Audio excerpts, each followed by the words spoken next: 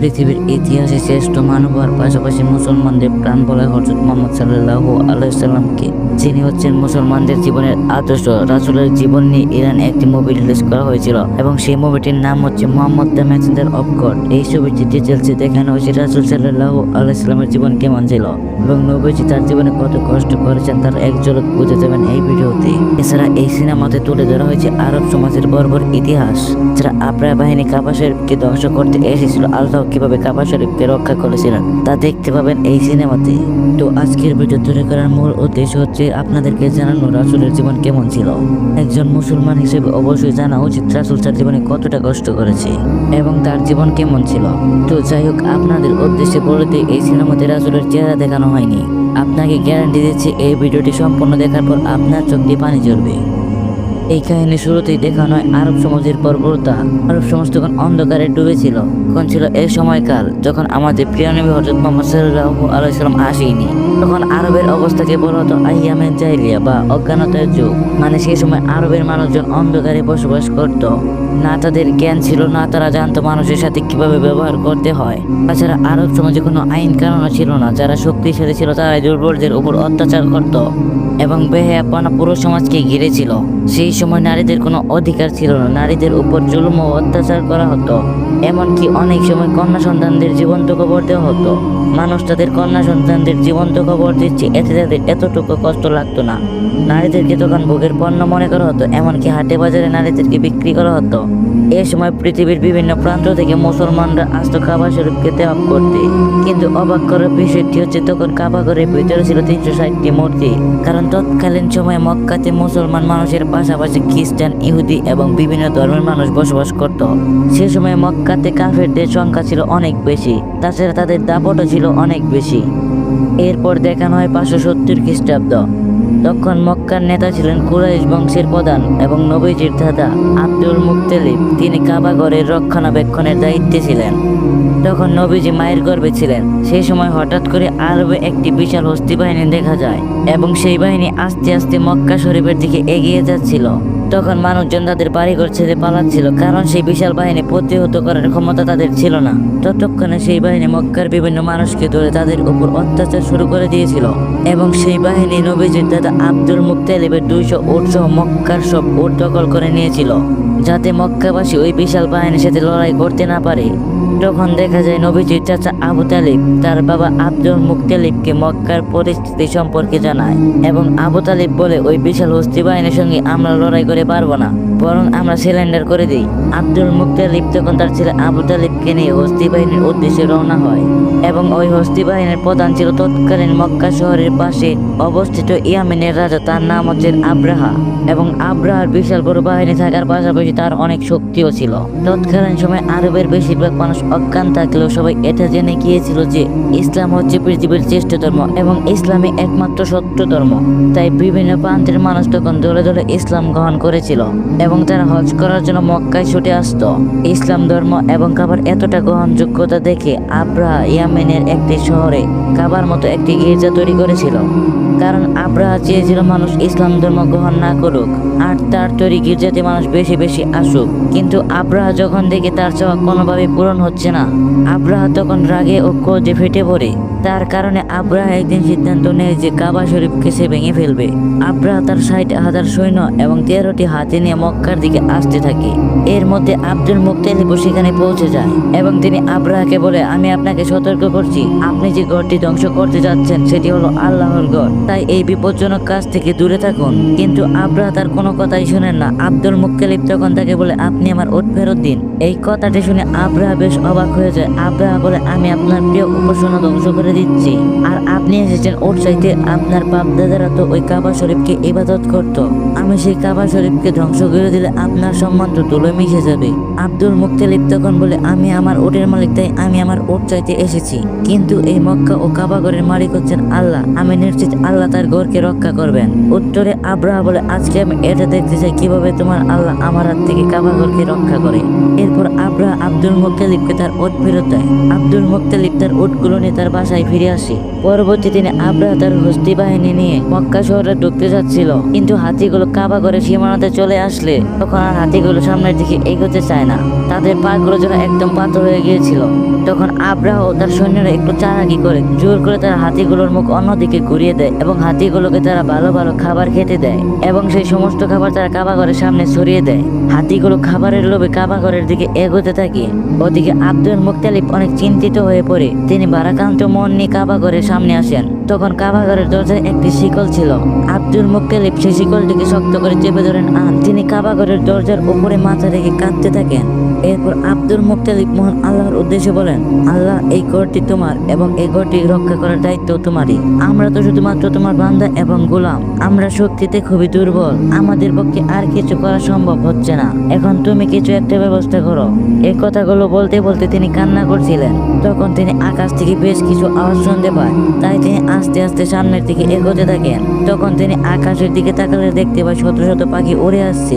Abdul Muttalib সেই পাখিগুলোর দিকে এক দৃষ্টিতে তাকিয়েছিলেন এবং তিনি মনে মনে ভাবছিলেন এটাই হয়তো আল্লাহ থেকে প্রেরিত সাহায্য। এবং তিনি ততক্ষণে বুঝে গিয়েছিল এই পাখিগুলো কাবাঘরকে রক্ষা করবে। এছাড়া তিনি লক্ষ্য করলেন প্রতিটি পাখির কাছে 3টি করে পাথর ছিল। একটা পাথর ছিল পাখিদের মুখে আর বাকি 2টা পাথর ছিল তাদের 2 পায়ে। এমনকি সেই পাখিগুলো জাত পেতে এসে কাবা শরীফকে তাওয়াফ করছিল। ততক্ষণে আব্দুল মুত্তালিব বুঝলে আজ পৃথিবীর কোনো শক্তি কাবা শরীফকে কিছুই করতে পারবে না।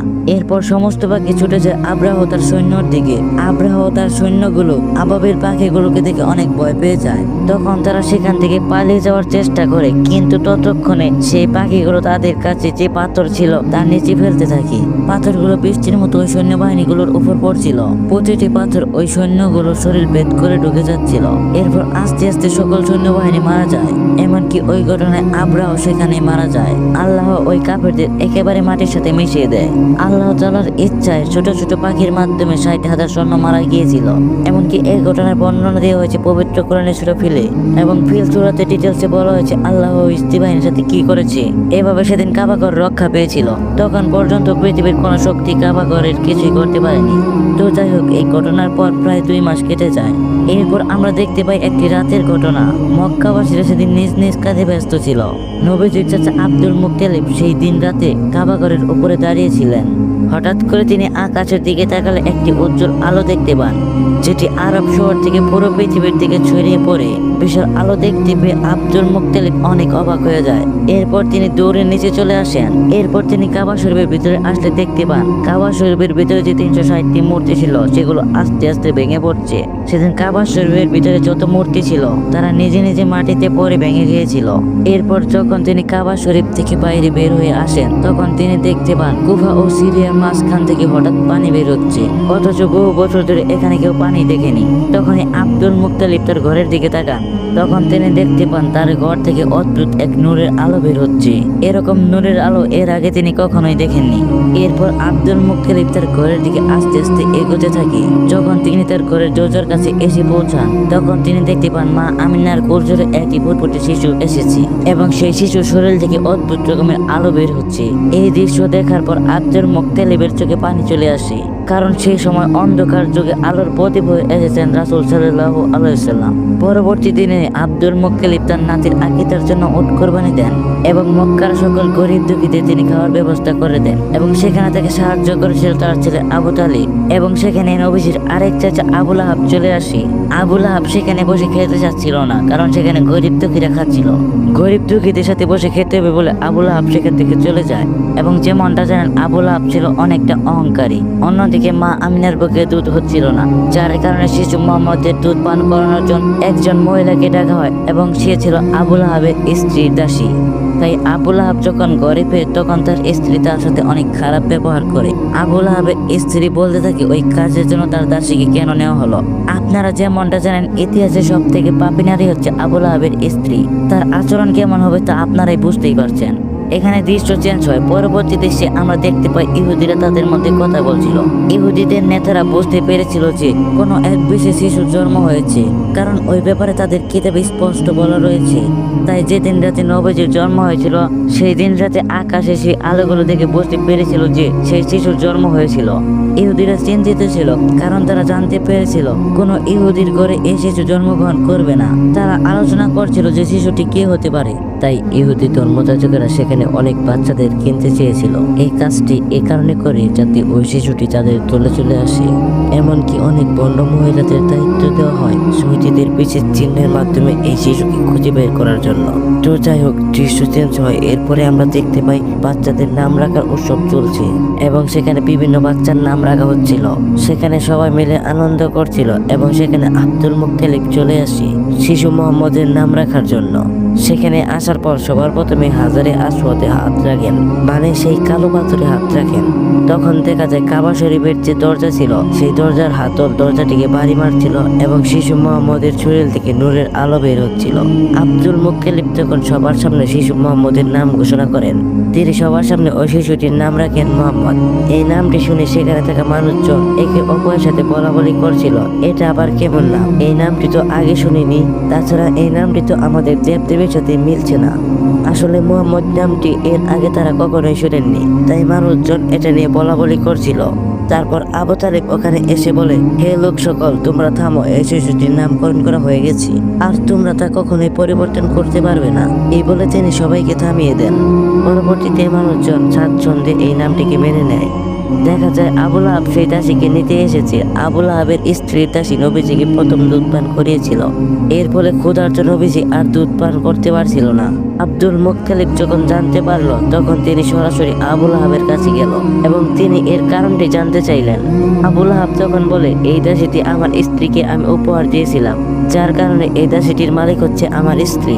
তা শুনে আব্দুল মুত্তালিব বলে, তুমি মুহাম্মদের চাচা হয়ে এই কথা বলছো, অথচ আমি নিজে মুহাম্মদের জন্য আমার জানটা দিতেও প্রস্তুত। আল্লাহ সবকিছু দেখছিলেন। আল্লাহ মহানবী হযরত মুহাম্মদ সাল্লাল্লাহু আলাইহি সাল্লামকে বেশি দিন দুগ্ধ কষ্টে রাখেননি। সে সময়ে আরবের রীতি ছিল যে সন্তান জন্মগ্রহণ করার পর তাকে দুধ পান করানোর জন্য এবং মরুভূমি থেকে দূরে মুক্ত আবহাওয়ায় লালন পালন করার জন্য বিদুইন মহিলাদের কাছে দিয়ে দেওয়া হতো এবং নির্দিষ্ট সময় পর সেই সন্তানকে আবার ফেরত নেওয়া হতো। এর আরো একটি বিশেষ কারণ ছিল বাচ্চারা যেন বিশুদ্ধ আরবি শিখতে পারে। এসব কিছুর জন্য বেদুইন মহিলাদের ভালো পরিমাণ অর্থ দেওয়া হতো। প্রতি বছরের মতো এবছরও বেদুইন মহিলারা এসেছে বাচ্চা দত্তক নিতে। এইবারও অনেক দম্পতি এসেছে মক্কায় বাচ্চা দত্তক নিতে। যে দম্পতি অনেক ক্লান্ত ছিল এবং তাদের উটের অবস্থা খুব খারাপ ছিল, কারণ মরুভূমির উত্তপ্ত গরমের মধ্য দিয়ে মক্কাতে আসতে হয়েছে। এছাড়া তাদের কাছে তেমন টাকা পয়সা ছিল না।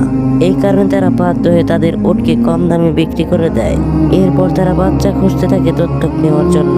তারা মক্কাতে পৌঁছাতে অনেক দেরি করে। এই কারণে তারা এসে দেখে মক্কাতে সব বাচ্চা দত্তক নেওয়া হয়ে গেছে। এটা দেখার পর তাদের মন অনেক খারাপ হয়ে যায়, কারণ তারা এখন আর কোনো বাচ্চা দত্তক পাবে না। এদিকে কসাই যখন তাদের উটকে জবাই করতে যাবে তখনই সেই উট সেখান থেকে উঠে দৌড় দেয় এবং উটটি দৌড়তে দৌড়তে নবীজির বাসায় এসে থামে। এটা থেকে বেদুইন স্ত্রী ওই উটের পিছনে দৌড়াতে দৌড়াতে নবীজির বাসায় চলে আসে। তখন নবীজির মা আমিনা ওই মহিলাটিকে অনেক ক্লান্ত দেখতে পান, যার কারণে মা আমিনা ওই বেদুইন মহিলাটিকে কিছু খাবার খাওয়ানোর জন্য তার ঘরের ভিতর নিয়ে যায় এবং তার পেটে যে বাচ্চা রয়েছে সে বাচ্চাটিকে দোলনায় শুয়ে দিতে বলে। যখন তিনি মা আমিনার বাচ্চা মানে নবীজিকে তুলনায় রাখতে যান তখন তিনি দেখতে পান নবীজির শরীর থেকে নূরের আলো চমকাচ্ছিল। মহিলাটি তখন নবীজিকে কোলে তুলে নেন এবং ক্ষুধার্ত দেখে নিজের বুকের দুধ পান করান। এই মহিলাটি ছিল নবীজির দুধ মা হালিমা। আসলে যেহেতু নবীজির বাবা নেই আর নবীজিকে লালন পালন করানোর জন্য বেদুইন মহিলাদেরকে নবীজির মা তেমন অর্থ করে দিতে পারত না, আর এ কারণে কোনো বেদুইন মহিলা নবীজিকে দত্তক নেয়নি। এই বিষয়ে নবীজির দাদা আব্দুল মুত্তালিব মা হালিমার স্বামীর সাথে কথা বলে নেয় যে নবীজিকে লালন পালন করানোর জন্য বেশি অর্থ করে দিতে পারবে না। তো এসব কথা শোনার পরে মা হালিমা ও তার স্বামী রাজি হয়ে যায়, যদিও তারা জানতো নবীজিকে লালন পালন করার জন্য তারা খুবই কম অর্থ পাবে। এরপর মা আমিনা অনেক কষ্ট পায়। অনেক কষ্টের পরে তিনি নবীজিকে মা হালিমার হাতে তুলে দেয়। এছাড়া মা হালিমা ও তার স্বামীকে 2টি উট ও 1টি গাধা দেওয়া হয়। মা হালিমা যখন নবীজিকে নিয়ে তার এলাকায় প্রবেশ করে তখন সাথে সাথে সেখানে বৃষ্টি শুরু হয়ে যায়, অথচ এই এলাকায় অনেক বছর ধরে বৃষ্টি হয় না। এর পাশাপাশি নবীজি যখন মা হালিমার ঘরে আসে তখন থেকে আল্লাহর রহমত আরো বেড়ে যায়। তো এভাবে আস্তে আস্তে কেটে যায় 2 বছর এবং মা আমিনার সাথে চুক্তির মেয়াদ শেষ হওয়ার কারণে মা হালিমা তার সাথে করে নবীজিকে ফেরত দিতে আসে। নবীজি যখন মক্কায় ফেরত আসে কাবা শরীফ তখন জল জল করে জ্বলছিল।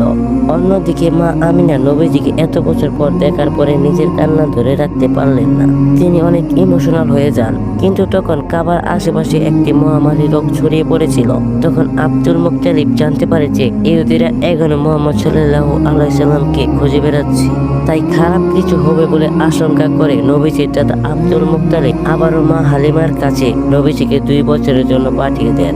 এরপর মা হালিমার কাছে নবীজির আরো 2 বছর কেটে যায়। তখন নবীজির বয়স 4 বছর। এর মধ্যে একদিন নবীজির দুধ মা হালিমা ভীষণ অসুস্থ হয়ে পড়ে। সেখানে কবিরাজ ও তান্ত্রিক এসে মা হালিমাকে সুস্থ করার চেষ্টা করে। যখন নবীজি এটা দেখতে পেল তখন নবীজি তান্ত্রিক আর কবিরাজকে চলে যেতে বলল এবং নবীজি যখন মা হালিমার হাতে হাত রাখে তখন মা হালিমা সুস্থ হয়ে ওঠে। আর এই মিরাকেল দেখে তান্ত্রিকরা পুরো অবাক হয়ে যায়। আর অবাক হয়ে তান্ত্রিকরা সেখান থেকে চলে যায়। তবে তান্ত্রিকরা বুঝে গিয়েছিল এটি কোনো সাধারণ শিশু না, এই শিশুর মধ্যে বিশেষ শক্তি রয়েছে। তান্ত্রিকরা তৎক্ষণাৎ ইহুদিদের কাছে চলে যায় এবং তাদেরকে নবীজি সম্পর্কে বলে। তাই নবীজিকে নেওয়ার জন্য শত্রুরা বিভিন্নভাবে মা হালিমার বাড়িতে আক্রমণ করে। মা হালিমা ও তার স্বামী নবীজিকে রক্ষা করলেও তারা খারাপ কিছুর আশঙ্কা করে। এই কারণে মা হালিমা ও তার স্বামী নবীজিকে নিয়ে মক্কার উদ্দেশ্যে রওনা হয়। এরপর নবীজির দাদা আব্দুল মুত্তালিব এই খবরটি জেনে যায় আর তিনি মক্কার পাশে একটি পাহাড়ে নবীজিকে নেওয়ার জন্য চলে যান। নবীজিকে বিদায় দেওয়ার সময় মা হালিমা অনেক কান্না করে। আব্দুল মুত্তালিব বুঝে গিয়েছিলেন তিনি যদি নবীজিকে নিয়ে মক্কায় যান তাহলে নবীজির উপর হামলা হতে পারে। তখন তিনি নবীজিকে নিয়ে ওই পাহাড়ের গুহায় থেকে যান। আর সেই পাহাড়ের গুহায় দাদা এবং নাতির কেটে যায় 1 বছর। নবীজি যে গুহায় ছিলেন সে গুহার আশেপাশে প্রাণের সঞ্চার চলে এসেছিল। এরপর মা আমিনা নবীজিকে ওই গুহা থেকে নিয়ে তার এক আত্মীয়র বাসায় যান। আর সেখানেই ছিল নবীজির বাবার কবর। আপনারা যেমনটা জানেন নবীজির জন্মের আগে তার বাবা ব্যবসার কাজে গিয়েছিলেন আর সেখান থেকে ফেরার পথে অসুস্থ হয়ে মারা গিয়েছিলেন। আর এই কারণে মদিনাতে তার বাবাকে কবর দেওয়া হয়েছিল। তো নবীজির বাবার কবরের পাশে নবীজি বসেছিলেন। আর যখন তার মা আসে তখন তার মাকে তার বাবার বিষয়ে জিজ্ঞেস করতে থাকে। নবীজি এবং তার মা ওই জায়গাটাতে খুব ভালো একটা সময় কাটায়। কিন্তু তার 2 মাস পরে মা আমিনা আবার অসুস্থ হয়ে যান। এই অবস্থায় মা আমিনা যখন নবীজিকে নিয়ে মক্কায় ফেরত আসছিলেন তখন রাস্তাতেই মা আমিনা মারা যান। আর এখন নবীজি পুরোপুরি এতিম হয়ে যান। তার বাবাও বেঁচে নেই আর এখন তার মাও বেঁচে নেই। মাত্র 6 বছর বয়সী নবীজি পুরো এতিম হয়ে পড়েন। এই অবস্থাতে ইহুদিরা নবীজির উপর আক্রমণ করে। নবীজির চাচা আবু তালেব এবারের মতো নবীজিকে বাঁচিয়ে নেয়। তারপর নবীজির চাচা নবীজিকে মক্কায় তার দাদার কাছে দিয়ে দেয়। তখন থেকে আব্দুল মুত্তালিব এবং নবীজি সব সময় একসাথে থাকতেন। এমনকি কাবাঘরের রক্ষণাবেক্ষণ এবং কাবাতে যারা হজ করতে আসতো তাদের খাবারের ব্যবস্থা করতেন নবীজি এবং তার দাদা। তো যাই হোক, একদিন কাবা তাওয়াফ করার সময় আব্দুল মুত্তালিব অর্থাৎ নবীজির দাদা অসুস্থ হয়ে যান। আর এই সুযোগে নবীজির অহংকারী চাচা আবু লাহাব তার বাবাকে বলে আমি কুরাইশ বংশের নেতা হব। তো এর কিছুদিন পরে নবীজির দাদা আব্দুল মুত্তালিব নবীজিকে তার চাচা আবু তালেবের কাছে দিয়ে দেন। তার চাচার কাছে দেওয়ার কিছুদিন পরে নবীজির দাদা দুনিয়া ত্যাগ করেন এবং মাত্র 8 বছর বয়সে নবীজি পুরো অভিভাবক শূন্য হয়ে যান। এখন একজন অভিভাবকই রয়েছে এবং সেই ব্যক্তিটি হচ্ছে তার চাচা আবু তালেব। এরপর থেকে নবীজি ছাগল চড়ানো থেকে বিভিন্ন কাজ করতেন। অনেকদিন পর দেখা যায় নবীজির চাচা আবু লাহাব তার এক দাসীকে বিক্রি করে দিচ্ছে এবং সে দাসীটি ছিল যে দাসী নবীজিকে প্রথম দুধ পান করিয়েছিল। সেই দাসের স্বামী আবু লাহাবকে অনেক রিকোয়েস্ট করতে থাকে তাকে বিক্রি না করার জন্য, কারণ তার স্ত্রী ছিল অনেক অসুস্থ। এর উত্তরে আবু লাহাব বলে আমার পাওনা অর্থ আমাকে দিয়ে দিলে আমি তাকে আর বিক্রি করব না। তো পাশেই নবীজি দাঁড়িয়েছিল। নবীজি আবু লাহাবকে বলে আপনি এ দাসীকে ছেড়ে দিন, আমি নিজে আপনার অর্থ ফেরত দিয়ে দিব। সেই দিন নবীজির কারণে তার দুধ মা ছাড়া পেয়ে যায়। তো যাই হোক, এখানে দৃশ্য চেঞ্জ হয়। পরবর্তী দৃশ্যে আমরা দেখতে পাই একজন লোক তার কন্যা সন্তানকে জীবিত কবর দিচ্ছে। আর সেই সময় লোকটির স্ত্রী তার পায়ে ধরে কান্না করতে থাকে। তার স্ত্রী তাকে বারবার রিকোয়েস্ট করতে থাকে ওই বাচ্চাটিকে কবর না দেওয়ার জন্য। এরপর নবীজি কাছে আসে এবং ওই বাচ্চাটিকে কোলে তুলে নেয়। নবীজি লোকটিকে বোঝাতে থাকে এবং নবীজি বলে মেয়ে সন্তান হচ্ছে বাবার জন্য রহমত স্বরূপ, এবং নবীজি বিভিন্নভাবে ওই লোকটিকে বোঝাতে থাকে। তো নবীজির কথা শুনে ওই লোকটির মন মায়াতে ভরে যায় এবং প্রথম তারা তাদের কন্যা সন্তানকে গ্রহণ করে। তো এইভাবে দেখতে দেখতে নবীজির বয়স হয়ে যায় 12 বছর। তো নবীজির চাচা যেহেতু ব্যবসায়ী ছিলেন তাই ব্যবসার কাজের জন্য প্রতি বছর একবার সিরিয়ায় যেতেন।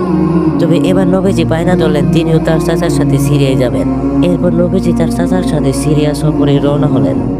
অর্থে বর্জা নামক জায়গায় তারা তাঁবু ফেললেন। তো সেই জায়গাতে একটি ইহুদি গির্জা ছিল এবং সেই গির্জায় এক ইহুদি প্রার্থী ছিল। আর সেই ইহুদি প্রার্থী নবীজিদের যে কাফেলা ছিল তাকে দাওয়াত করেছিল। আর সে সময় তিনি বালক মুহাম্মদকে দেখে বুঝতে পারেন যে তিনি হচ্ছেন শেষ নবী। এটা যেমন তাদের কিতাবে লেখা ছিল এবং তিনিও তার অন্তর্দৃষ্টি দিয়ে বুঝে ফেলেন এটা হচ্ছে শেষ নবী। তিনি আবু তালেবকে বলে যে মুহাম্মদ এখন তোমার আশ্রয় রয়েছে, তোমার আরো বেশি সতর্ক হওয়া উচিত। এবং তিনি আরো বলেন তোমার এখন সিরিয়ায় যাওয়া উচিত হবে না, সিরিয়ায় মুহাম্মদের জন্য বিপদ অপেক্ষা করছে। তাছাড়া সিরিয়ায় যে ইহুদিরা রয়েছে তারা মুহাম্মদের জন্য ফাঁদ পেতে রয়েছে। তখন আবু তালেব তার সিরিয়ায় যাওয়ার মত বদলে ফেলেন এবং কাফেলা নিয়ে মক্কার দিকে ফেরত আসেন। তবে পথের মধ্যে তারা এক ইহুদিকে আহত অবস্থায় দেখতে পায়। এটা সেই ইহুদি যে বারবার মুহাম্মদ সাল্লাল্লাহু আলাইহি সাল্লামকে হত্যা করতে চেয়েছিল। নবীজি যখন তাকে দেখে তখন ঘোড়া থেকে নেমে ওই ইহুদির মুখে পানি দেয়। সেই ইহুদিকে সমুদ্রের পাশে একটি জায়গায় নিয়ে আসে। সেখানে নবীজি খেয়াল করলে দেখতে পায় একটা বড় মূর্তির পাশে কয়েকজন মানুষকে বাঁধা হয়েছে। সেখানে একজন মহিলা ও দুটি বাচ্চা ছিল, তাদেরকে সেখানে বেঁধে রাখা হয়েছিল কারণ তাদেরকে কোরবানি দেওয়া হবে। এবং সেখানকার জেলে সম্প্রদায় পূজা করছিল যে তাদের দেবতা তাদের কোরবানিগুলো যেন কবুল করে এবং তাদের দেবতা যেন তাদেরকে প্রচুর ধন সম্পদ দান করেন। এরপর নবীজি সেখানে গেলেন এবং তাদেরকে যে শিকল দিয়ে বাঁধা ছিল তা ছিঁড়ে ফেলেন। নবীজি এটা করার কারণে সেখানকার মানুষ তাকে আক্রমণ করতে যায়। তখনই সমুদ্রের ঢেউ এমন ভাবে উঠে আসে যাতে করে ওই বিশাল মূর্তিটি ভেঙে যায় এবং এত বড় ঢেউ দেখে তারা সব ঘরের ভেতর চলে যায়। কিছুক্ষণ পর ঢেউ থামার পরে দেখা যায় প্রচুর মাছ সমুদ্রের পাড়ে এসে জমা হয়েছে। এতগুলো মাছ দেখে জেলেরা পুরোপুরি অবাক হয়ে যায় এবং তারা অবাক হয়ে সেই মাছগুলো কুড়াতে থাকে। দূর থেকে এই দৃশ্য দেখে ইহুদি লোকটা অবাক হয়ে যায়। আসলে আল্লাহর কাছে নবীজির এটা একটা প্রার্থনা ছিল। তো এখানে দৃশ্য চেঞ্জ হয় এবং সেই দৃশ্যে দেখানো হয় আবু তালিব বুড়া হয়ে গেছে এবং তিনি কাবা শরীফের সামনে দাঁড়িয়ে সবাইকে বলছেন কোন রকম দ্বন্দ্ব ছাড়াই ইসলামের প্রতি ফিরে আসতে এবং মক্কার সব মানুষকে শান্তিমতো জীবনযাপন করতে। কিন্তু সেখানে কিছু ইহুদি নেতারা এখনো নবীজি এবং তার চাচাকে মিথ্যা করতে চায়। তবে মক্কার মানুষ ততদিনে পরিষ্কার হয়ে গিয়েছিল। তারা এটা বুঝতে পেরেছিল যে হযরত মুহাম্মদ সাল্লাল্লাহু আলাইহি সাল্লাম হচ্ছে শেষ নবী এবং তার ধর্ম ইসলাম হচ্ছে পৃথিবীর শ্রেষ্ঠ ধর্ম। এবং আস্তে আস্তে সবাই ইসলামের পথে আসতে থাকে। আর এখানেই এই মুভি শেষ হয়ে যায়।